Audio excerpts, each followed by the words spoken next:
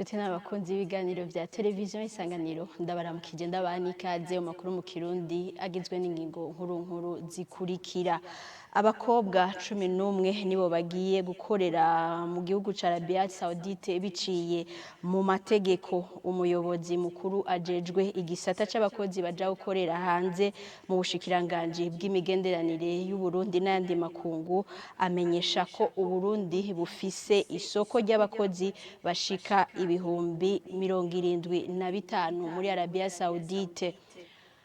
Amaradiyo 4 yahawe uruhusha rwo gukorera ku butaka bw'u Burundi nimwe yari yarugawe. Intumbero FM yasubiye guhabwa uruhusha rwo gukora nkuko vyashikirijwe na Vestine Nahimana arongoye ikigo Sense kijeje gucungera ibinyamakuru kuri uyu wa gatatu.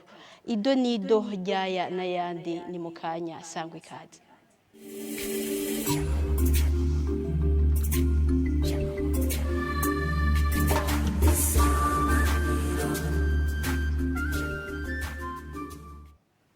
Dasubiye kubaramutsa ndabana ikaze muri ano makuru. Reka dutangurire mu gisata cyo kumenyesha amakuru aho amaradiyo 4 mashasha yemerewe kuri uyu wa gatatu gukorera ku butaka bw'u Burundi n'ikigo kijejwe gucungera ibimenyesha amakuru Sense. Hambavu yayo maradiyo, iradiyo Intumbero FM yari yarahagaritswe yasubiye guhabwa urusha rwo gukora. Inyuma y'inama ya bose yamaze imisi 2, Vestine Nahimana arongoye Sense avuga ko iradiyo Music FM yugawe yagirizwa guhonyanga amategeko y'umwuga wo kumenyesha amakuru. Ntumvirize. Turahejeje inama nkuru isanzwe ikorana rimwe mu mezi 3 kaba yatanguye ku munsi w'ejo itariki 16 tukaba tuyisozereye uno munsi itariki 17. Nkuko twari twabivuganye rero twarashoboye gufata ingingo icambere kikaba ari kijanye ni radio bita Ntumbero FM ikorera Ngozi. Iyo radio yarabayeho ikorera i Bujumbura hanyuma irarenga amakosa ategekanywa rya tegeko rigenga ibinyamakuru, irakora n'amakosa ajanye na rujya rwandiko bagirana na CNC. Ivyo rero vyatumye ihagarikwa vy'agateganyo nyuma y'amezi 6 yarasubiye irugururirwa. Mugabo yugururirwa noneho igiye gukorera Ingozi, irakora ica yongera kubandanya ikora ya makosa nyene aho yaciye ihagarikwa. Uno munsi rero twabemereye ko bagiye kongera gusubira gukorera ku mugaragaro. Hariho n'ibindi bintu bijanye n'amadosiye y'ibimenyesha amakuru vyasavye kwemererwa kugira bikorere ku mugaragaro. Muri ivyo tukaba twashoboye kwemerera ikinyamakuru citwa Agaseke FM. Ico kinyamakuru gikorera mu Ruyigi. Twemereye kandi ikinyamakuru citwa Tera Imbere FM kigiye gukorera Igitega. Twemereye kandi ikinyamakuru citwa Shima FM kigiye gukorera mu Rumonge. Twemereye kandi ikinyamakuru citwa Inamujandi FM kigiye gukorera mu Cibitoke. Ivyo binyamakuru vyose rero uko ari 4 twavyemereye kubera iki? Vyaduhaye akanya keza ko kuvyemerera kuko vyashoboye kumva ko bikwiye kugenda kwegera umwene gihugu. Hariho iradiyo yitwa Muziki FM vyabaye ngombwa yuko tuyikura ko burundu ko twasanze idakurikiza ibisabwa n'amategeko. Tubandanirize ano makuru muri ico gisata nyene. Abamenyesha makuru 6 kuri 22 bari bahiganwe nibo batahukanye agashimwe kajanye n'inkuru canke ibiganiro vyakozwe ku iterambere ridakomera uyu mwaka wa 2023. Agatonike barakukuruza umunyamabanga ajejwe umugambi Media Pe Genre mwishirahamwe ry'abakenyezi babamenyesha makuru AFJO avuga ko ayo mahiganwa atuma abamenyesha makuru bakorera ku makuru n'ibiganiro birajishinga abakenyezi n'abagabo. Marie Claire Kazeneza akorera radio television Isanganiro akaba ari mu baronkejwe agashimwe kuri uyu wa gatatu. Ni gutera intege abamenyesha makuru kugira ngo bamenyere gukorera ku bibazo badasanzwe bama bariko barakorera ko bijanye n'iterambere ridakumira. Aho ni ku ruhande rumwe, ku rundi ruhande kugira bamenyere na ntaryo ko iyo bariko barakora amakuru bategerezwa guha mikro abakenyezi biragira inyungu mu iterambere ry'igihugu. Wumvise nano urazi ko tunavyita ngo ni ibiganiro fatiye ku iterambere ridakumira, no kuvuga ko kubera ko iterambere ry'igihugu riraba abagore n'abagabo, iyo rero bagize ibiganiro bene ibi bikorera ku bibazo by'abagore n'iby'abagabo bigaha ijambo abagore n'abagabo, ni ukuvuga ngo abategekanya iterambere baba baronsa akaryo ko kumenya ikiraje ishinga abagabo n'ikiraje ishinga abagore, gutyo bagaheza bagatekanya imigambi igira neza kuri bose. Novuga ngo harakaba gahaze kuko ntibaheza ngo bamenye wewe iryagona, ntibaheza ngo bamenye wewe ibyo akeneye, ariko iyo anonse ijambo mu binyamakuru akabivuga ati jewe ndatushinga niki, jewe nshoboye iki, jewe nifuza iki, ababijejwe baraheza bakabifatirako bakamuha nawe ibyo ashobora n'ibyo akora, agatanga intererano mu iterambere aho agumiwe bakamuzamura. Hari hagenywe abamenyesha makuru 22 harimo abakenyezi 7 n'abagabo 15, agashimwe bakaronse ari 6, abakenyezi 3 n'abagabo 3, ariko ntibabaye 3 ngo nuko ariko babakoreje ikibazo babishatse, basanze abashikanya amanota asabwa ari abo 3.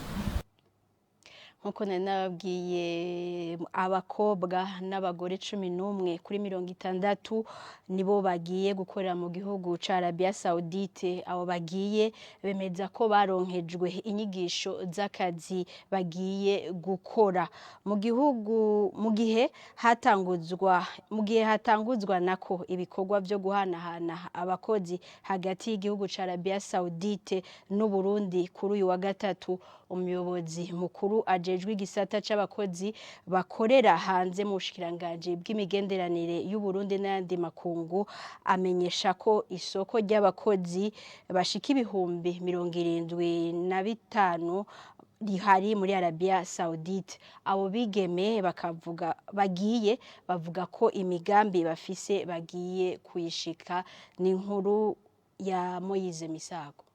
Rero kare twabaca mu manyanga ariko ubu tugiye leta ibizi. Abo bigeme bagiye muri Arabia Saudite ngo baregishijwe ivyo bagiye gukora, bakabona ko bagiye gushitsa indoto zabo. Ko nararonse mu bosi baranzanira contrat ndayisinya, ndamenye umushara ngiye gukorera, basi muri make ngiye nishimiye akazi ngiye gukora kuko ngiye nzaho ngiye kandi nzi ngiye ikintwaye, usivye ko ngiye nzi ico nkeneye kugeraho. Kare twabaca mu manyanga ariko ubu tugiye leta ibizi. Hari akarusho tubonye kuko ubu tugiye tuzwa, kuko ne twashikariya bazovuga ati abatwarungitse no leta bazodufata neza kandi turizokwigenza neza. Ico nzokunguka nuko navyize nkabimenya kandi bakatwigisha ngene tuzokwigenza tuzoba tugiye.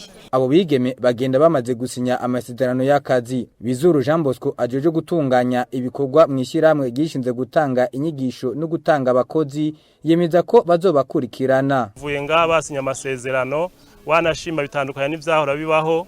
Ubu bava ngaba bafise amanimero y'amatelefone n'amadresse yose aho bazokorera, andi bazi n'umushahara bazokorera. Ayo mafaranga buguruje amakonte azoshikirako ishamwe ntiza kuraba canke leta y'u Burundi nguze kurakora amakonte yawe na makonte bijerera bo nyene bitunganya bakamira ati nakazokura ko amafaranga canke ntawe uzoyakurako. Bagiye biciye mu nzira iroranye kuko ubuserukizi bw'u Burundi muri Arabia Saudite buzoba bubazi. Umuyobozi mukuru ajejwe igisata c'abakozi baje gukorera hanze mu bushikanganje bw'imigenderanire y'u Burundi n'andi makungu avuga ko abakozi bimirije kugenda bashika igihumbi. Bapfinda Epimene akamenyesha ko u Burundi bufise isoko y'abakozi ibihumbi 75 muri Arabia Saudite. Abakozi bategerezwa kugenda dufise benshi cyane ariko rero uyu munsi kubera ibintu by'amategeko y'Rwanda wowe kubanza kuboneka uyu munsi hagenda abantu 11 abayobora n'abantu ariko uyu munsi hagenda 11 ku gatanu hagenda abantu bose natwatanguye gutanga uyu munsi mugani kuba kubandanya dufite amasezerano y'uko bazoshobora kugenda abantu bashika ibihumbi 25 iryo suko baduhaye muri Arabia Saudite koze kuma baragenda murabona yuko akukuri kanini cyane haba mu gihugu haba no kuri bobo nyene gusaba imiryango yabo kibaza yuko bigenda neza cyane mu gihe barose amafaranga y'agaciro bakagarukana mu gihugu nyene bakiteza imbere kandi igihugu kirasubira kongera kunyungu abashomeri bazobagabanutse. Nayo ku kibazo c'abakozi b'imisore canke abagabo uyo muyobozi mukuru agira ati abagenda bateza kuba abakobwa n'abahungu mugabo ubu twe dufise abakobwa bagiye gutangura kuko amasezerano y'abahungu nabo ntiragera twagira abahungu bizi bwabo byo gukora nko bushoferi cyo gukora mu majardin biratangwa cyo mu maso. Uburundi bukaba bufitaniye amasezerano yo guhanahana abakozi na Arabia Saudite yashizwe ko umukono kuva mu mwaka wa 2021. Amashyirahamwe 17 akaba ariyo amaze kwemererwa gukora ako kazi ko kurungika abakozi mu bihugu by'Abarabu. Moizi Misago tugushimire kuri iyo nkuru yawe. Ukutamenya ururimi rw'icongereza ubumenyi buke mu gukoresha imbuga ngurukana bumenyi ni zimwe mu ntambanyi zituma ugwaruka rudahurumbira imigambi yotuma gwiteza imbere itegurwa na ambasade y'Abanyamerika. Naho biruko bamwe mu gwaruka barashima intambwe bageze ko mu kwitegurira imigambi. Ni nkuru ya Jean-Marie Mayonga. Ubuserukizi bwa Leta Zunze Ubumwe za Amerika mu Burundi bamwe bwatunganije buri mwaka intumbero nshasha kugwaruka gwatowe kugira ngo bahanahane ivyumviro kuco biteze nico bagiye kuronka mu mugambi bise Mandela Washington Fellowship muri Leta Zunze Ubumwe za Amerika mu mwaka wa 2023. Bamwe mu gwaruka bamaze guhabwa inyigisho muri uyu mugambi bakavuga yuko bahungukiye ibitari bike, bakagaruka ko intambamyi zijanye n'ururimi rw'icongereza biri mu bituma bamwe batihutira kwinjira muri uyu mugambi. Ivyo bintu vyaratugiriye akamaro kanini cyane gose. Icambere ugiye muri iyo programme uraronka amahirwe yo kuronswa inyigisho zihambaye cyane gose muri zimwe mu makaminuza akomakomeye yo muri Leta Zunze Ubumwe bwa Amerika. Mugabo kandi iyo programme yaradufashije kuduhuza n'abandi bantu benshi cyane gose, ico twita networking, guhura n'abantu bakomeye cyane gose. Akamunotera urundi gwaruka nukugira ubwoba kuko benshi babonye amahirwe nkayo baca bagira ubwoba ngo jewe iyi programme ntabwo ari iwanje, jewe nta sinkwije ibisabwa. Mugabo ugiye kuraba kenshi ufise ibintu bigaragara ukora, ugiye muri ya programme kenshi ufise amahirwe menshi yo kuba selectionné kandi ugasanga biragenze neza. Rero kuva aho mviriye muri iyo programme ahubwo birushirizaho kuvyo wari usanze ukora, ugaheza ukimvira ati mbega je nimba nanekeje umusaruro ngaha ni gute noduza, ni gute noshikira abantu benshi bashobotse, mbega nohamagarira gute abajene benshi ngo baje dukore nk'ivyo dukora.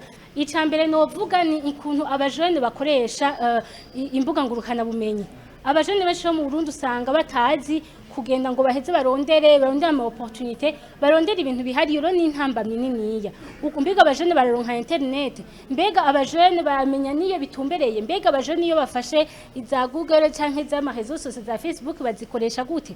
Kubera ivyo bintu niho bica kenshi. Nk'urubuga rwa ambasade y'Abanyamerika bama babicisha ko kenshi, ariko iyo utarukurikirana ntuheze ngo umenye ryari ayo mahirwe yaje yabonetse ngo harageze kwiyandikisha. Ikibazo ca kabiri ni ururimi rw'icongereza. Hariho abajene benshi bo mu Burundi usanga ururimi rw'icongereza batarumenyereye canke ugasanga ntibarukoresha kenshi canke ntibavuge.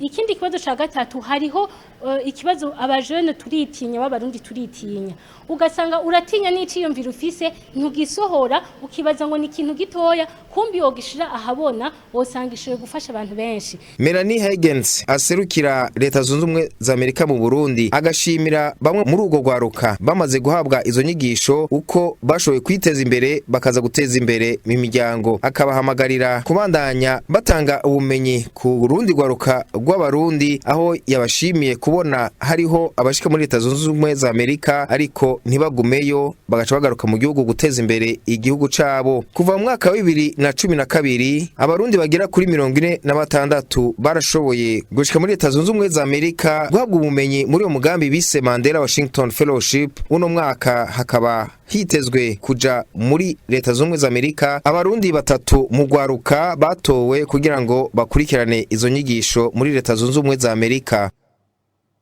Jean-Marie Mayonga tugushimire kuri iyo nkuru yawe ni na hano ano makuru twabateguriye agarukiye naho ubutaha.